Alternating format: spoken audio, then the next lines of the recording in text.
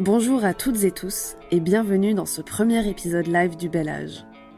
Après un job alimentaire qui m'a pris toute mon énergie, un déménagement qui m'a pris tous mes neurones et un ordinateur qui ne voulait plus s'allumer, voici enfin le dernier épisode de 2022. Et pas n'importe lequel. En juillet dernier, Hélène, la programmatrice du Paris Podcast Festival, m'a contactée pour enregistrer un épisode live de mon podcast. Évidemment, j'ai accepté. Quelques semaines plus tard, elle m'appelait pour me dire que l'épisode de Théo était sélectionné dans la catégorie Conversation. Le 22 octobre dernier, j'ai donc été à la Gaîté Lyrique pour enregistrer cet épisode avec Céline et Margot, les créatrices du podcast Entre nos lèvres. J'étais stressée mais tellement heureuse et chanceuse d'être là. Il y avait une 30aine de personnes dans le public et c'était un moment fou à vivre. Dans cet épisode, dont le format change un peu de d'habitude, nous avons parlé de la sexualité, de sa représentation dans la société, notamment au cinéma et à la télé. Et puis nous avons aussi parlé de notre rapport au corps, des règles et de la puissance de la parole dans nos vies. Si cet épisode vous plaît, n'hésitez pas à le partager sur les réseaux sociaux et à en parler autour de vous. Vous pouvez aussi noter le podcast sur Spotify et Apple Podcast. Ça permet d'avoir une plus grande visibilité et puis vous pouvez aussi suivre le compte Instagram du Bel Âge, le Bel Âge Podcast, tout attaché. Vous pourrez y suivre toute l'actu du podcast et y trouver plein de recos de films, de chansons, etc. Trêve de bavardage, bonne écoute. C'est parti. Bonjour et bienvenue à toutes et tous dans cet épisode spécial du Bel Âge. Aujourd'hui, je suis très heureuse puisque cet épisode est enregistré depuis l'un des studios de la Gaîté Lyrique pendant le Paris Podcast Festival. Encore merci à eux de nous accueillir ici. C'est une chance immense. Et puis je suis encore plus joyeuse puisque j'ai en face de moi Céline et Margot, les créatrices du podcast Entre nos lèvres. Pour celles et ceux qui ne connaîtraient pas leur travail, Céline et Margot ont créé en 2018 un podcast sur la sexualité, où chacun et chacune parle de son intime et de l'histoire de sa sexualité sans tabou. C'est sans doute ça que j'aime le plus dans ce podcast. On y parle de la vraie vie, sans jugement, jamais. Quand Hélène, la programmatrice du Paris Podcast Festival, m'a contactée en me disant qu'il faudrait inviter des podcasteurs-podcasteuses, j'ai directement pensé à elle. Je me souviens très bien de la première fois où j'ai écouté un épisode. C'était pendant le premier confinement, en avril 2020. Je le sais parce que je vous ai envoyé un message, à vous, Céline et Margot, pour vous remercier d'avoir créé ce podcast. Et je me rappelle en avoir écouté beaucoup d'autres la semaine suivante. C'est sans doute là, en fait, que j'ai compris la puissance que pouvait avoir ce médium-là, le podcast. La parole, sans images, juste des voix. Et puis ça m'a fait tellement de bien d'écouter toutes ces histoires, ces vécus. Ça m'a rassurée sur plein de choses. Et je me suis dit que j'aurais vraiment aimé avoir ces paroles-là dans mes oreilles quand j'étais adolescente. Vous l'aurez compris, j'adore leur travail et aujourd'hui je suis très très heureuse de les avoir physiquement en face de moi. Bonjour Céline et Margot. Ça nous fait très plaisir ton petit message. On n'est pas habitué à ça.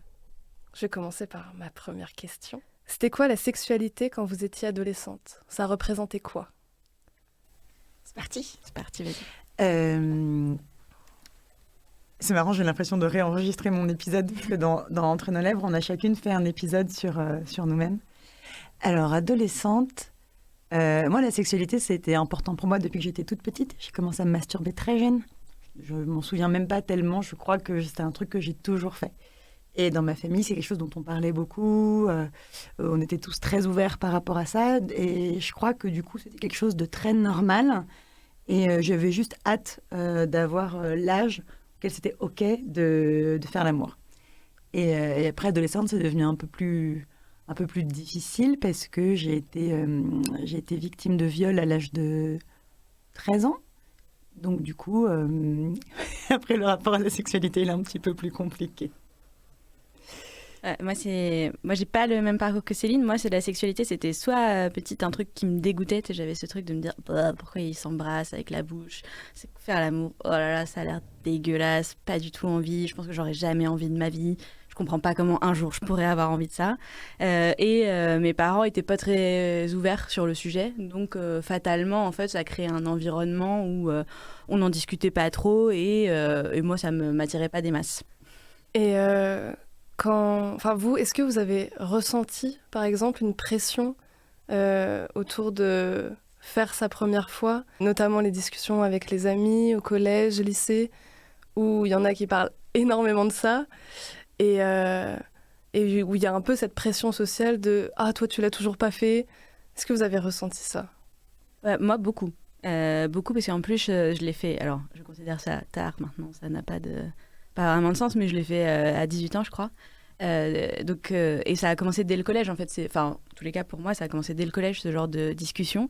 Et je me rappelle très bien d'une anecdote où j'étais dans la cour du collège et autour de moi, ça a parlé de God et je ne comprenais pas. Donc, j'ai fini par poser la question, qu'est-ce qu'un God? Et là, mais genre, tu sais, tout le monde te regarde, tout le monde rigole et tu te sens comme une merde. Et du coup, je me rappelle de ça en me disant, putain, mais... Bon, alors ok, je sais pas ce que c'est. En plus, quand tu dis que tu sais pas ce que c'est, on se fout de toi. Et troisièmement, on est quand même jeune, non, pour savoir ce genre de truc. Enfin, en fait, vous l'avez pas découvert parce que vous en avez chez vous. Vous l'avez découvert parce que probablement vous avez des grands frères ou des grandes sœurs qui vous en ont parlé, quoi. Donc ouais, pour moi, c'était un gros sujet de pression. Alors moi, du coup, c'est complètement différent. C'est bien, on a les deux. C'est ça.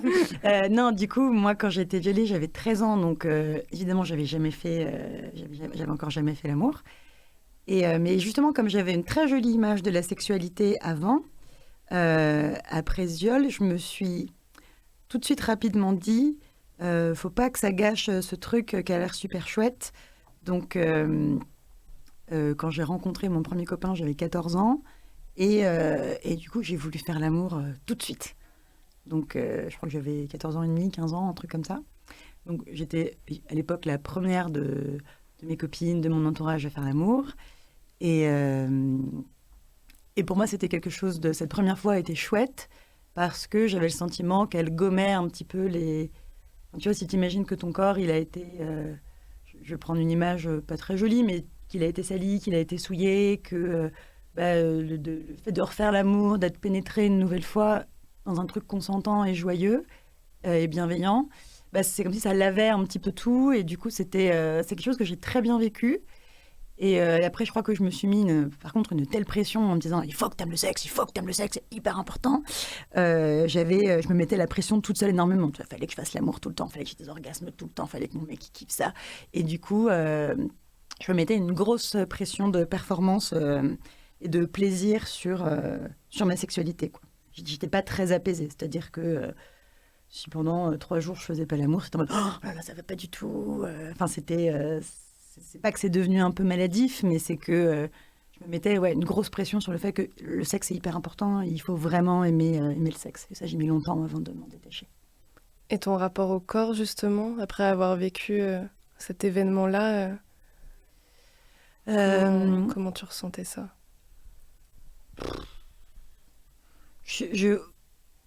En fait, c'est une période qui est quand même un peu floue pour moi, donc je ne saurais pas dire exactement quel rapport j'entretenais à mon corps.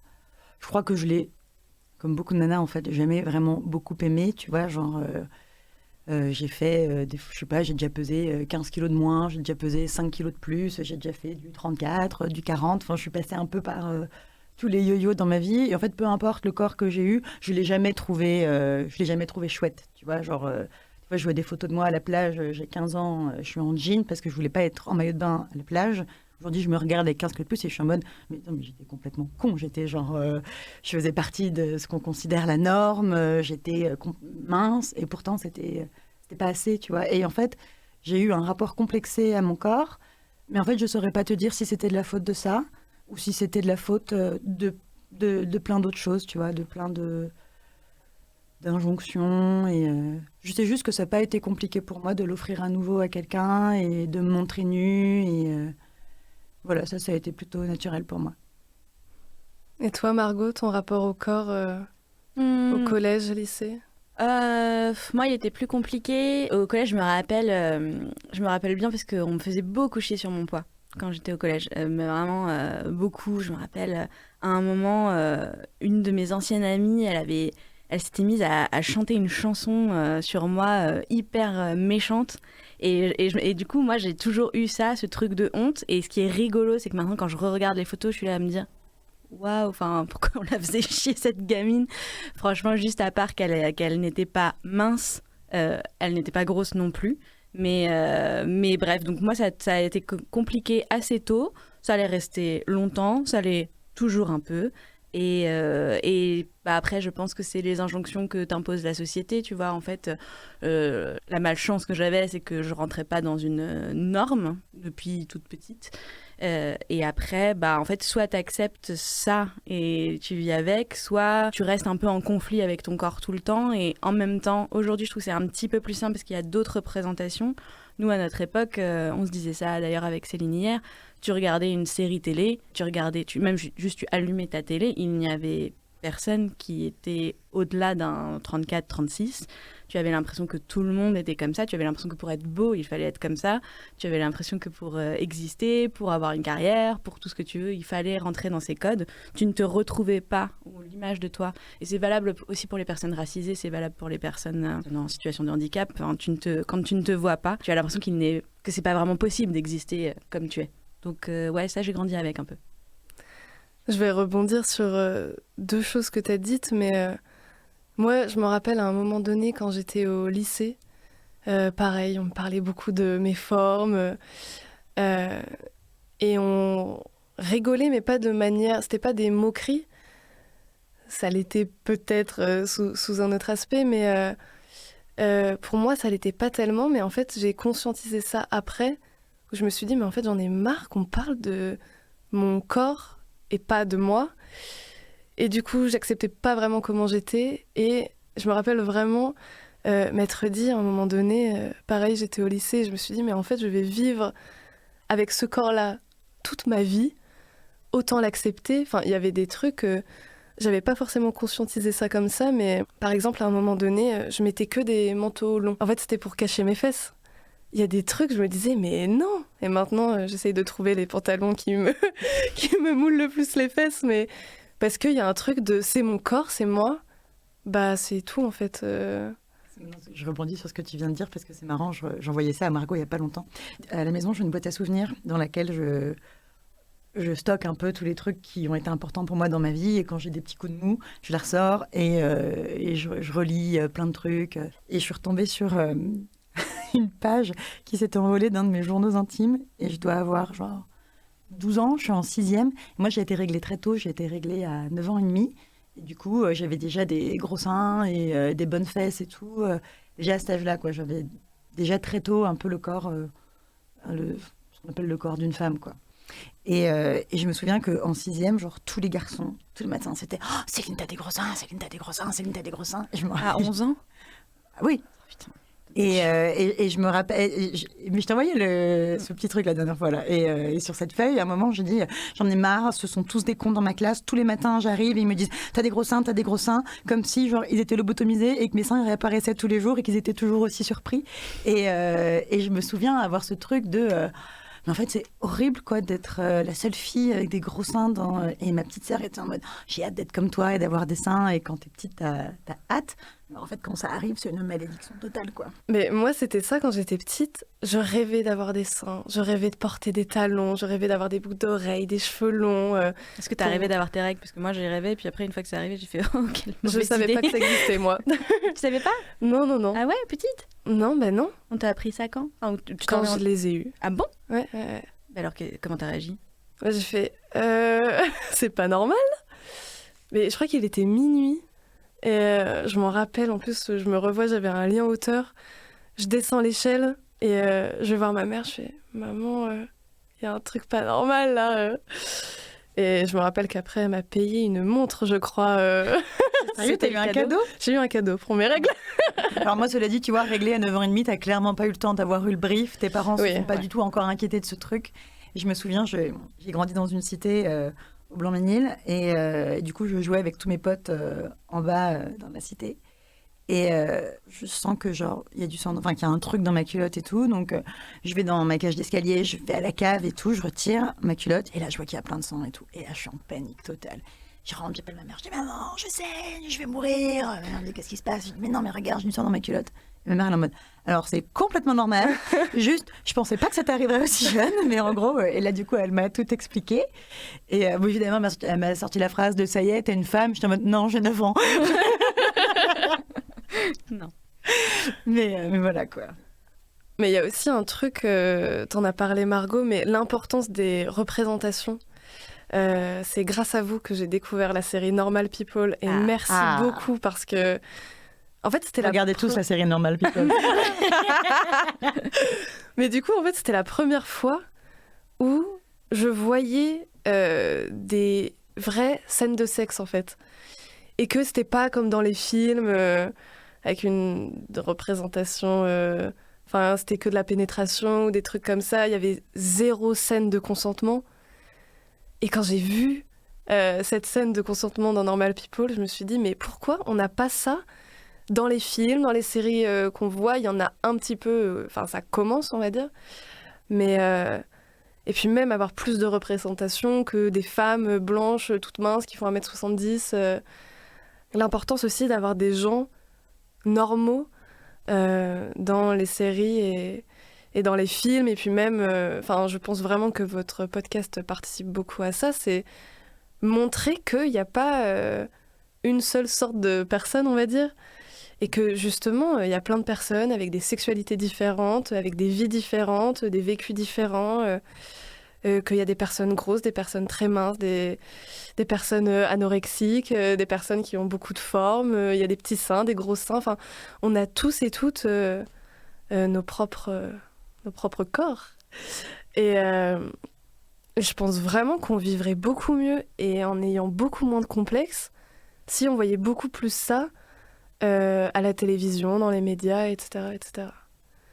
Ouais, je pense que tu as raison. Après, ce qu'il y a de rigolo, moi je trouve, c'est pour ça, c'est la force du média podcast. Parce que tu vois, pour raconter ces histoires, moi je trouve, en tous les cas, même pour nous, quand on a eu à le faire, que c'était vraiment beaucoup plus simple tant qu'il n'y avait pas une caméra braquée sur toi.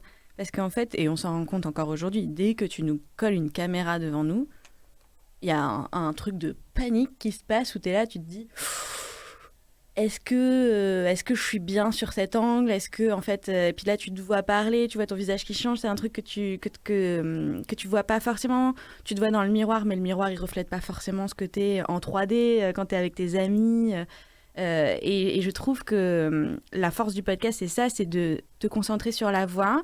C'est déjà assez intimidant d'avoir un micro devant toi et de te dire oh là là, est-ce que je vais parler correctement? Je vais pas me planter, je vais pas dire un truc débile. T'as déjà ça, mais au moins t'as ce truc de te dire en fait, ce à quoi je ressemble là maintenant, on s'en fout. Et d'ailleurs, ce que je trouve assez chouette, c'est dans nos épisodes, tu vois, qu'importe à quoi ressemblent nos invités, ils vont te parler de leur rapport au corps. Et en fait, toi, quand tu vas l'écouter, tu ne sauras pas en fait si en réalité toi à tes yeux ils sont beaux, ils sont gros, ils sont minces, en fait tu ne fais qu'écouter leur ressenti, qu'importe en fait leur corps. Et ça je trouve que c'est le truc super chouette du podcast. Non, mais pour ce que tu disais, tu vois, il y a des épisodes où il y a une question qui revient tout le temps dans le podcast, c'est comment tu t'entends avec ton corps, est-ce que tu l'aimes? Je pense que 75% du temps c'est une réponse où les gens sont toujours très mitigés ou c'est carrément non. On a rarement des oui très francs.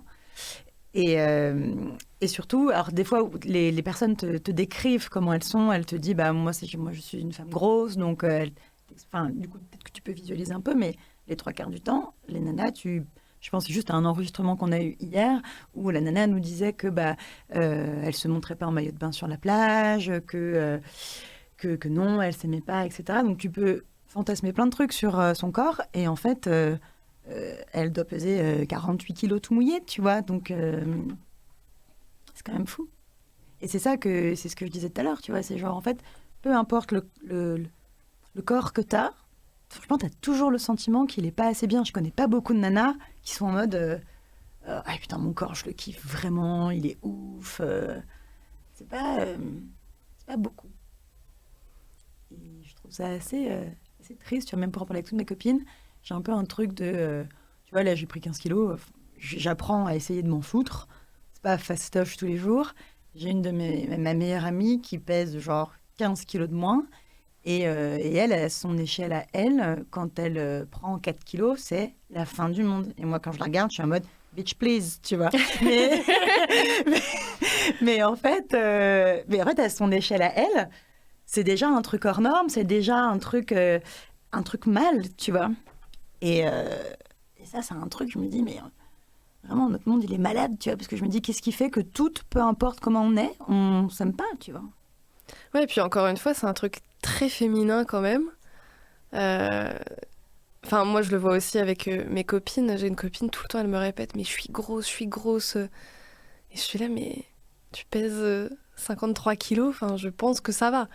Ouais, et puis en plus, t'as un peu envie de dire. Et donc, et quoi? Enfin, tu vois, genre, en fait, Mais tu oui. dirais pas, je suis petite, je suis grande, Ouais. je fais du 41 en chaussures, je fais du 41 en chaussures. Enfin, tu vois, en fait, c'est rigolo de voir à quel point on a diabolisé un truc, alors que, en fait, bah, bon, ça se voit dans l'histoire, mais être gros avant, c'était être très désirable, parce que ça voulait dire que t'étais riche, parce que t'avais de l'argent, parce que tu pouvais manger. Tout comme être bronzé. Si tu regardes, avant, être bronzé, c'était l'enfer, parce que ça voulait dire que t'avais pas d'argent, tu travaillais dans les champs. T'étais pas blanc comme neige parce que t'étais protégé du soleil, parce que t'étais oisif et que tu restais dans ton château. Donc je trouve que c'est très drôle de voir à quel point tu vois, tu te concentres sur quelque chose qu'une société à un moment T a décrété qui était beau, pas beau, moche ou pas. Et en fait, que tu n'arrives pas à sortir de ça. Ou même, moi, ce que j'entends beaucoup, c'est ah non, non, mais les autres, même s'ils sont gros, je les trouve beaux, mais moi, j'y arrive pas. Et je suis là, genre, ouais, bah. En fait, ça reste toujours de la grossophobie, ça reste toujours que en fait, t'as bien internalisé un truc et que t'es incapable de te dire que en fait, c'est juste joli, en fait. Ou alors euh, que c'est compliqué de trouver ça juste joli chez les autres et de toi te foutre une pression monstre pour cette même caractéristique. Mais bon, ça, c'est la société et ça, même encore aujourd'hui où je trouve qu'il y a de plus en plus de représentation, j'ai pas encore entendu beaucoup de femmes très en paix avec leur corps ou avec leur poids. On disait juste avant que c'était un truc très féminin. Je suis pas sûre que les garçons s'aiment plus. Je pense pas que si tu leur poses la question, ils vont répondre pas forcément par l'affirmative que oui, ils aiment leur corps et qu'ils sont bien dedans. Je pense juste que les mecs, ils se posent moins la question. Parce que au quotidien, la société ne questionne moins la norme du corps des hommes. Donc en fait, ils sont pas quotidiennement confrontés à ça. Peut-être, je sais pas, dans un vestiaire où tu as plein d'autres hommes autour de toi, machin. Enfin, il y a les moments où tu y es confronté en tant qu'homme. J'imagine que tu te poses ces questions et que tu as les mêmes complexes. Mais en tant qu'homme, tu es moins souvent dans la comparaison parce qu'on t'y confronte quotidiennement vachement moins. Tu vois. Donc, je pense pas que ce soit parce qu'il soit plus facile pour eux de s'aimer. Je pense juste qu'ils ont moins le temps d'y penser ou moins l'occasion. Tu vois. Ou qu'on les rapporte moins à Ouais. leur corps. Qu'on encourage d'autres choses chez eux alors que, tu vois, une petite fille dès son plus jeune âge, on va lui dire ah, c'est une jolie petite fille. Tu vois, on va vraiment valoriser cet aspect beauté chez la femme ou chez la petite fille que je pense on valorise moins chez un petit garçon. Rien que tu regardes les trucs hyper sexistes vendus en supermarché, jolie petite fille, courageux petit garçon, tu te dis, bon, bah, en fait ça commence là quoi. Et est-ce que tous ces questionnements-là sur les différentes représentations, etc., c'est ça qui vous a donné envie de créer votre podcast?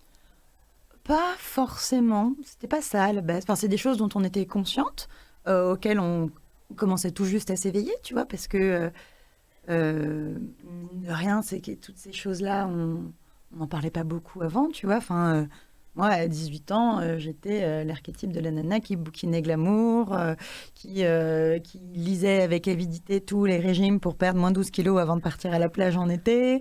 Enfin, tu vois, je pense comme beaucoup de gamines de mon âge à l'époque. Et,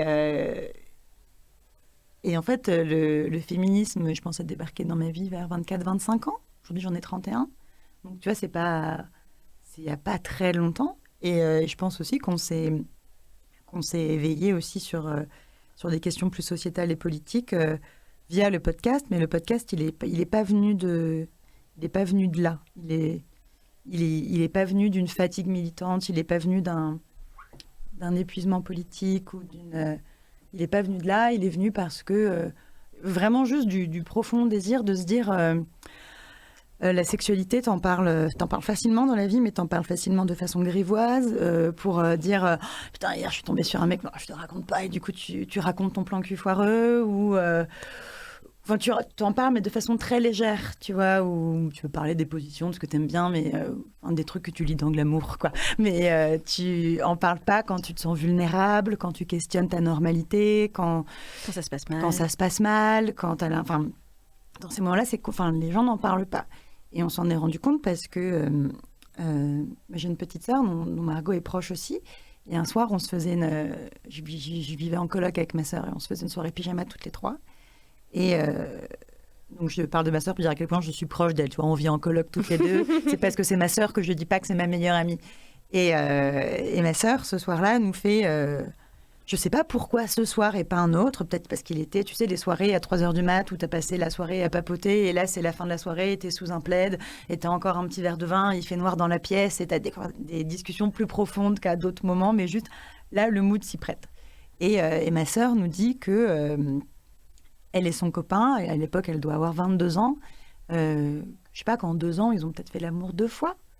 Et que c'est un truc qu'elle n'admet pas. Quand, justement, dans les conversations grivoises, on parle de sexualité, elle fait semblant parce que ils représentent un couple parfait. Ils sont trop mignons quand ils sont tous les deux. Donc, en fait, dire que tu fais pas l'amour, c'est comme dire que ça va pas, c'est dire que... Dans le cas où elle, en c'est l'occurrence, délicat. ça lui convenait pas. Enfin, tu vois, tu peux aussi faire l'amour 2 fois par an et en fait, c'est ton rythme et c'est très bien. Mais elle, en l'occurrence, ça En la l'occurrence, rendait c'était malheureuse. pas le cas. C'est-à-dire que c'est quelqu'un, ma sœur, qui avait du désir, son mec avait du désir de son côté. C'est des personnes qui auraient aimé avoir une sexualité avec des rapports plus réguliers, mais qui ne se désiraient pas l'un l'autre. Et ce soir-là, elle nous parle de ça. C'est ce même soir où Margot, qui en parle aussi dans son épisode, nous avoue qu'elle n'a jamais eu d'orgasme de toute sa vie. Moi, du coup, je les regarde et du coup, on parle un peu plus. Moi, elles étaient déjà au courant j'ai été violée 2 fois. Donc là, elle le savait, mais tu te confies un petit peu plus, tu parles plus de ce que tu ressens vraiment, de comment est-ce que ça a vraiment affecté ta sexualité après, ou en fait... Et en fait, à la fin de cette soirée, on s'est dit oh putain, ça nous a fait du bien, c'était cool. Et en fait, ça faisait longtemps avec Margot qu'on voulait faire un podcast parce qu'on aimait bien ce format et on avait envie de monter une boîte toutes les deux. Et Margot, je sais pas, elle rentre chez elle en tacos ou je sais plus si tu t'en vas à la maison ou j'en sais rien. Mais en gros, elle part de la maison, mais je sais pas, 2 heures après, elle m'écrit, elle me dit en fait, c'est ça notre podcast. Je me dis, putain, mais c'est ouf que tu m'écrives parce que j'allais te dire la même chose. En fait, cette conversation, elle était trop bien. Elle nous a fait trop de bien à toutes les 3. Et je suis sûre qu'elle aurait fait trop de bien à tous les gens qui l'auraient écouté. Et en fait, c'est parti de là. Et en fait, ta déconstruction féministe, c'est comme la maille d'un pullover, tu vois. C'est genre, en fait, t'as tiré le bout et en fait après tu tires et puis tu déconstruis tout et puis à la fin t'as plus de pullover, t'as une pelote de laine et t'es là putain mais qu'est-ce que j'en fais maintenant, mais et en fait tout est venu au fur et à mesure de ce truc là et c'est ce petit truc là, plutôt cet énorme truc là qui nous a amené à faire Entre nos lèvres et donc du coup et au fil de nos rencontres de notre sensibilité qui du coup s'accroît, on s'est éveillé à tout plein de choses, mais c'est venu comme ça. Mais parce que vous avez créé votre podcast en 2018, à ce moment-là, il n'y avait pas beaucoup de podcasts. En tout cas, c'était pas très, très écouté. Non, on était dans les pionnières du truc. Non, à l'époque, il n'y en avait pas des masses. Et en fait, Céline et moi, au départ, on aimait beaucoup, beaucoup Transfert. Moins maintenant. Mais à l'époque, on aimait beaucoup Transfert. Et c'était une émission où on se disait, c'est super d'écouter un morceau de la vie de quelqu'un, comme ça. Et je pense qu'on était un peu bercés par ça. Et aussi l'idée de se dire, justement, dans la sexualité, nous, tout ce qu'on veut pas, c'est les discussions légères. Tout ce qu'on veut pas, c'est demander à quelqu'un, c'est quoi ta position préférée ? Je n'en ai rien à cirer de ta position préférée. Ça te concerne, c'est super, d'ailleurs t'en as peut-être pas. Enfin, en fait, c'est pas vraiment ça qui est intéressant quand on parle de sexualité. Et donc, à ce moment-là, en 2018, quand on crée Entre nos lèvres, je crois qu'on n'est pas le premier podcast sur la sexualité, mais par contre, on est le premier, ça c'est sûr. J'avais que le podcast de Mademoiselle à l'époque. Oui, on doit pas être le premier, mais on doit être peut-être le 2. Mais en tous les cas, il y en avait pas qui faisaient comme nous, qui étaient là pour ouvrir la parole sur la sexualité, et c'est notre baseline, mais pas que. En fait, l'idée, c'est vraiment de parler de l'intime, de parler de ta construction, de parler de ton rapport au corps, dont on parle beaucoup depuis tout à l'heure, et de ton rapport à l'amour, de ton rapport aux autres, tout ça dans le cadre d'une conversation où effectivement la ligne c'est la sexualité, mais c'est surtout une histoire de vie, tu vois. Avec nos invités, on commence d'abord par parler de leur enfance, de leur cercle familial, du coup dans lequel ils ont grandi, de leur relation avec leurs parents, de leurs premiers souvenirs par rapport à la sexualité. Et en fait, c'est vraiment l'histoire de la vie de quelqu'un selon ce prisme-là. Et en fait, ce qui est absolument incroyable, c'est que tu te rends compte à quel point c'est structurant dans la vie des gens, dans la façon dont ils se construisent, dans la façon où ils construisent ou pas une confiance en eux, une image d'eux-mêmes, etc. Et en fait, la sexualité, c'est un sujet tellement... moi, j'ai du mal à comprendre pourquoi c'est... Enfin, comment dire, tu vois, notre personnalité, c'est quelque chose dont on va beaucoup parler, c'est quelque chose qui nous construit énormément. Je trouve que la sexualité, c'est pareil, tu vois, elle te définit énormément selon la façon dont toi, tu la définis. Enfin, tu vois, c'est une partie de ping-pong entre toi et elle qui se joue depuis que tu es toute petite, ou tout petit. Et je trouvais que ça, c'était un truc, on trouvait que c'était un truc qui n'avait pas encore été exploré, tu vois. Et on nous a souvent dit, mais pourquoi vous posez toujours les mêmes questions? Parce que, tu vois, dans le podcast, il y a des questions phares qui reviennent. Évidemment, on en pose énormément de nouvelles dans chaque entretien parce que les histoires des gens sont différentes, donc tu rebondis différemment et tu creuses différents aspects. Mais on a des questions phares qui reviennent toujours et qui constituent le fil conducteur de notre interview. Les gens nous disaient, mais c'est un peu lassant parfois d'entendre... Alors, je dis les gens, non, pardon, peut-être 10 personnes en 5 ans, qui nous disaient, en fait, c'est un peu lassant d'entendre toujours les mêmes questions. Et on n'est pas du tout d'accord, parce que tu dis, mais en fait, ce qui est fascinant, c'est que tu te dis, tu prends n'importe qui. Tu prends, je sais pas, on peut prendre les 20 personnes qui nous écoutent, on peut prendre toi, on peut prendre vraiment n'importe qui, tu poses les mêmes questions, tu n'as jamais les mêmes réponses. Genre, l'histoire intime de quelqu'un, elle est unique, elle est très personnelle, et t'as beau poser les mêmes questions aux gens, tu ne récoltes jamais la même histoire. Et ça, moi, je trouve que c'est la force de notre truc, tu vois. Tu dis, tu mènes les mêmes entretiens, mais tu ne récupères jamais le même matériau à la fin. Ouais, et puis il y a quelque chose aussi quand... Enfin, moi, je pense que c'est aussi pour ça que j'aime autant la forme du podcast. C'est que j'aime énormément écouter des parcours de vie de plein de personnes différentes que je connais absolument pas. Mais parce que je suis persuadée que on se comprend mieux en écoutant les autres. Et... Enfin, ça nous apporte réellement quelque chose. Il y a plein d'épisodes de vos podcasts où je me suis dit c'est quelqu'un d'extrêmement différent de moi, mais ça me parle intimement. Et c'est hyper important parce que ça crée des déclics aussi. Et c'est pour ça que c'est très important, je trouve, d'écouter des vécus et des vies autres que la nôtre, parce que c'est d'autres réalités aussi.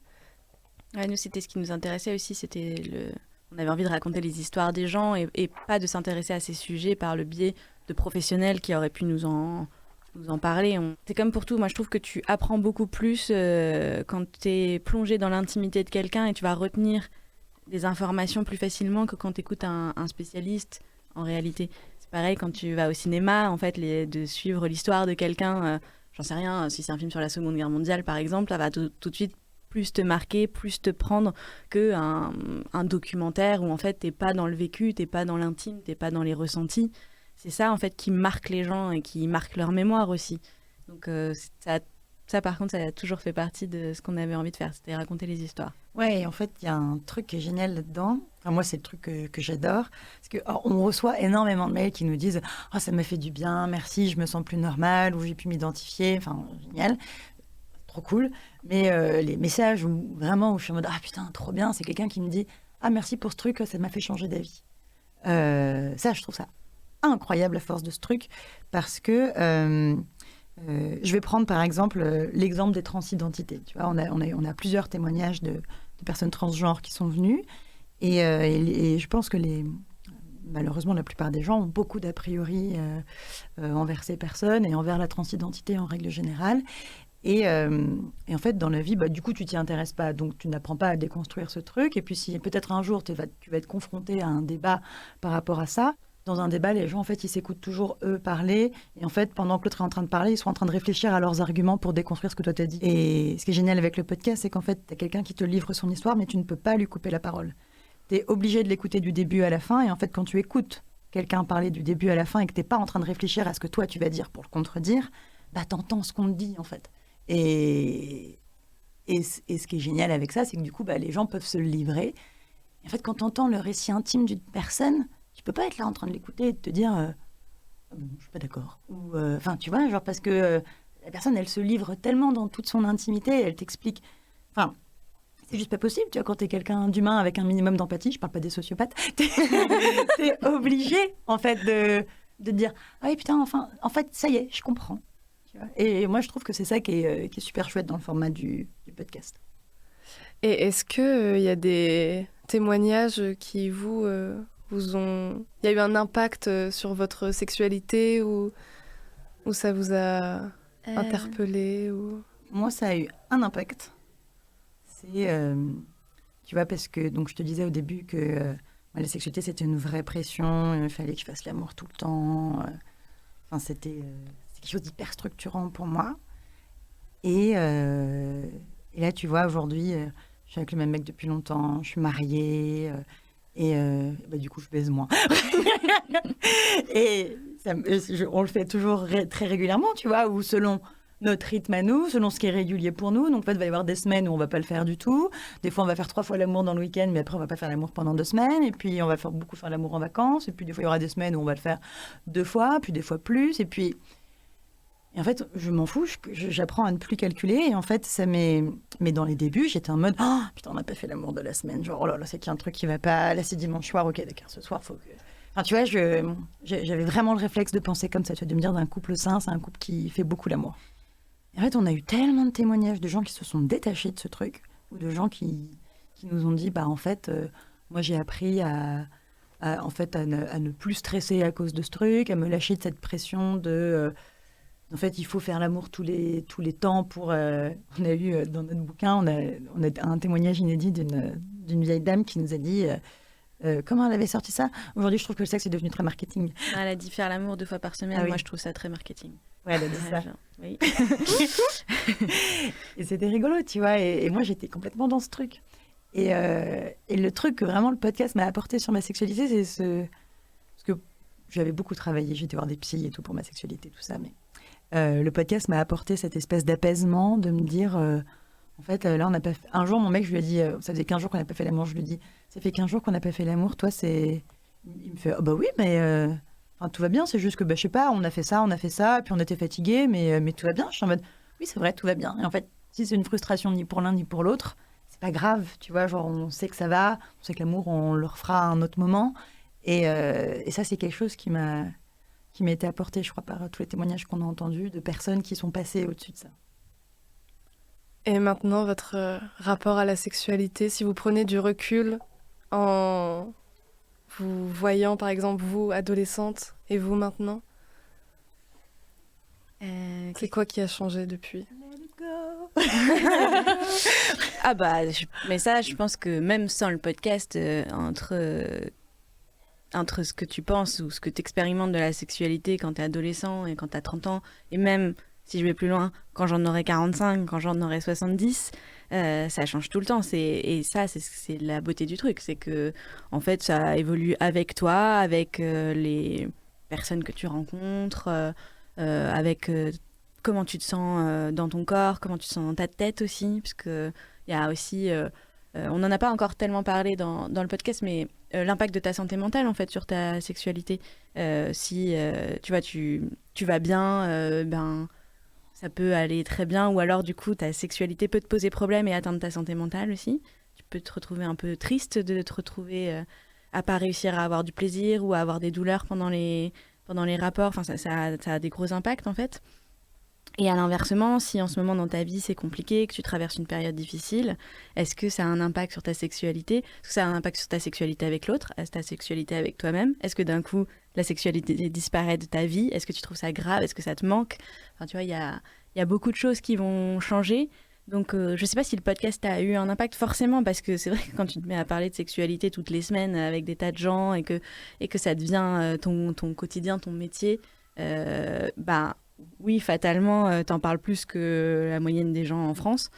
Mais après, je pense que même sans ça, tu changes tout le temps. Oui. Ça va, on est d'accord. On est d'accord toutes les deux. Nous allons donc terminer cet épisode, puisqu'il nous reste 5 minutes. Oh.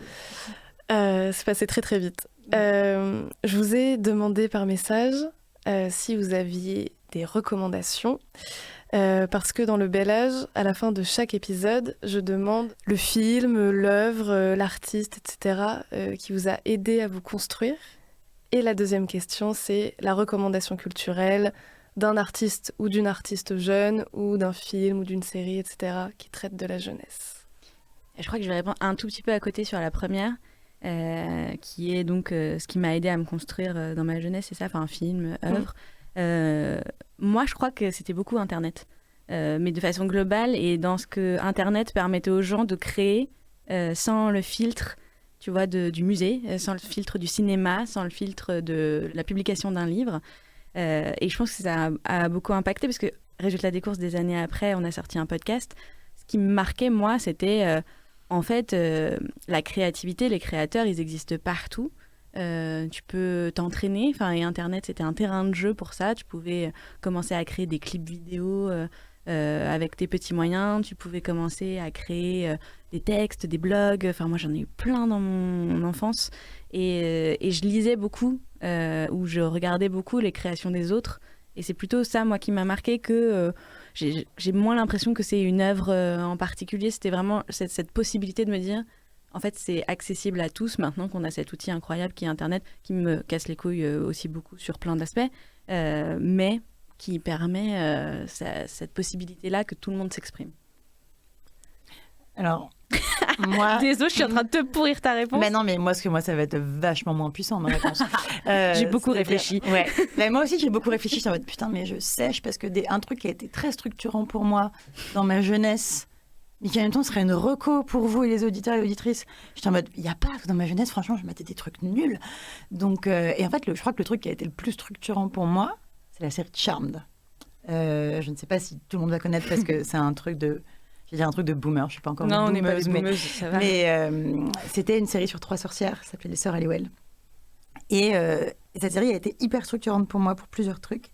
Elle m'a appris ce que dans ma tête j'appelle des pensées magiques. C'est-à-dire que quand j'étais gamine et que je regardais ça, je voulais devenir une sorcière. Et comme il y a eu 8 saisons, tu vois, ça a duré entre mes 10 et mes 18 ans à peu près. Et tu vois, dans la série, dès qu'elles veulent faire un truc, elles écrivent une formule magique, elles répètent plusieurs fois. Le truc se produit, tu vois, ou se réalise.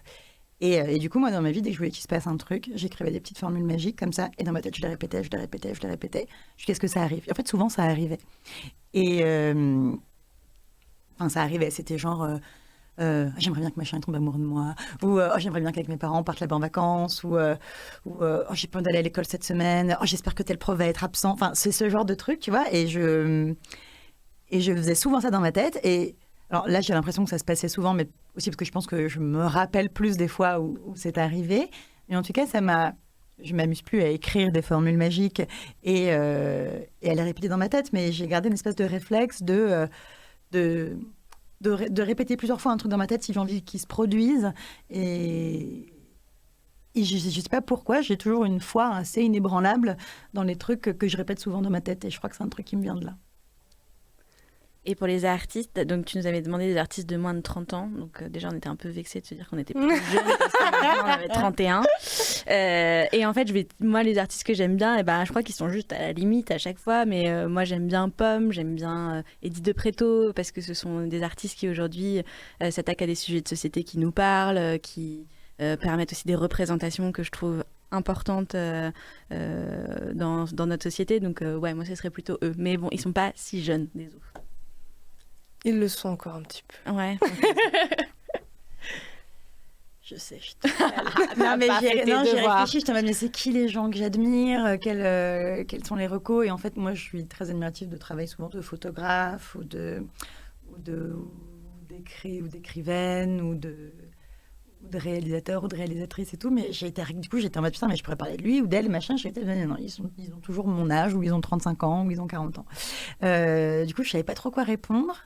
Mais et du coup, je n'ai pas d'exemple en tête, mais je sais qu'il m'arrive quand même super souvent, même sur les réseaux sociaux, sur les comptes Instagram ou en stories, où mon mec, qui est aujourd'hui, bref, il bosse dans une agence de com, quoi, et du coup, il est consultant. Maintenant, son boulot, c'est de faire la com digitale de la RATP, et du coup, il est toujours en veille sur TikTok ou sur machin, et en fait, il m'envoie souvent des Moi, je refusais d'avoir TikTok parce que je veux pas que ça devienne aussi chronophage dans ma vie. Mais tu vois, des fois, ils me balancent des TikTok toute la journée en me disant tiens, regarde, ça c'est cool, ça devrait te plaire, tu devrais télécharger TikTok. Et en fait, la plupart des gens sur TikTok, ils ont genre entre, je sais pas, ils ont 20 ans, quoi. Et en fait, je suis toujours émerveillée par la maturité des gamins qui prennent la parole aujourd'hui à 20 ans. Parce que je me dis, mais moi, à 20 ans, j'avais pas un centième de leur déconstruction, de leur réflexion, de leur maturité. Peut-être que j'exagère, peut-être que j'étais pas si con que ça, tu vois, mais j'ai quand même le sentiment qu'aujourd'hui, les jeunes, ils réfléchissent mieux que nous à notre époque. Merci beaucoup. C'est trop chouette. Merci beaucoup. Donc c'est la fin de cet épisode. Merci beaucoup à tout le monde d'être resté pour écouter. Si vous voulez suivre l'actualité du podcast, vous pouvez me retrouver sur Instagram, Le Bel Âge Podcast, tout attaché. Merci beaucoup à la Gaieté Lyrique de nous accueillir. Merci infiniment au Paris Podcast Festival. J'en reviens toujours pas d'être là. Voilà, merci beaucoup à tout le monde. Vous pouvez encore voter pour Le Bel Âge. Vous avez jusqu'à ce soir minuit pour le prix du public. Merci beaucoup à tout le monde. Merci, à bientôt. C'est la première fois qu'on est applaudi. En plus. Moi aussi, c'est Et la on n'est première jamais applaudi à la fin des enregistrements d'habitude. On a juste un invité qui nous fait oh, je suis fatiguée. C'était le premier épisode live du Bel Âge. C'est une discussion que j'ai tellement aimée. Merci Céline et Margot pour votre sincérité et votre joie. Parler, ça permet de réparer, de soulager, d'échanger. Et c'est sans doute ce que je préfère dans la vie. Comprendre les autres en les écoutant et me comprendre moi-même. J'avais écrit des remerciements que je n'ai pas eu le temps de lire pendant l'enregistrement. Mais il y a quelques personnes à remercier. Évidemment, merci à Céline et Margot d'avoir tout de suite accepté mon invitation. Merci à Violette Boré-Devers d'avoir été là. Merci à vous, les auditeurs et auditrices. Merci encore, 1000 fois, au Paris Podcast Festival pour cette opportunité. Merci à la Gaieté Lyrique pour l'accueil et merci aux techniciens son et à tous et toutes les bénévoles du festival. Merci aussi, évidemment, à mes proches, ma famille, mes amis qui m'ont beaucoup encouragée et soutenue les semaines avant cet enregistrement. Comme toujours, finalement. Et je glisserai un dernier merci tout particulier à Jeanne et Thomas. Si cet épisode vous a plu, n'hésitez pas à le partager sur les réseaux sociaux et à en parler autour de vous. C'est comme ça que le Bel Âge peut grandir et avoir une plus large audience. C'était le dernier épisode de 2022 et j'aimerais terminer cette saison avec les paroles d'une chanson que j'affectionne de tout mon cœur. Ça va aller, de Terre Noire. Je les ai vus à la fête de l'UMA en septembre dernier. Et leurs mots résonnent toujours dans ma tête et dans mon cœur. Merci à toutes et tous. À très vite pour la saison 3. À bientôt. Prenez soin de vous.